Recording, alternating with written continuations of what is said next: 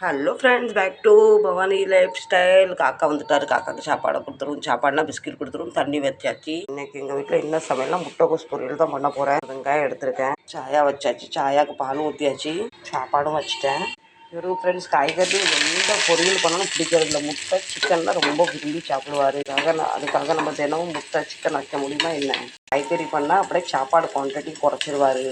இவருக்கு மட்டன் பண்ணால் ரொம்ப பிடிக்கும். 4 சப்பாத்தின்னு சொல்கிற இடத்துல 5 சப்பாத்தி சாப்பிடுவார். மட்டன்லாம் செஞ்சு பல மாதம் ஆயிட்டு. மட்டன் விற்கிற விலைக்கு மட்டன் வாங்கணுமான்னு யோசனை பண்ண வேண்டியதாக இருக்குது. உங்கள் வீட்டில் உங்கள் ஆம்பளைங்களுக்கு என்ன பிடிக்கும்? வீட்டில் என் பெரிய பையன் மட்டும்தான் காய்கறி விரும்பி சாப்பிடுவார். மட்டன் சிக்கனோட காய்கறியில் தான் ரொம்ப சத்து இருக்குது. பயிர் வகையில் உடம்பு ரொம்ப நல்லதானா இவர் சாப்பிட மாட்டார். நம்ம முட்டைகோஸ் பொரியல் சப்பாத்தி பண்ணுற லேசாக கடலை தொடச்சி எடுத்துக்கலாம். 4 சப்பாத்தி பண்ணணும் சுவாமிக்கு. இன்னைக்கு கொஞ்சம் பெரிய சைஸ் சப்பாத்தி தான் பண்ணுறேன். நம்மளுக்கு சிம்பிளான சமையல். இன்றைய சமையல் முடிஞ்சது.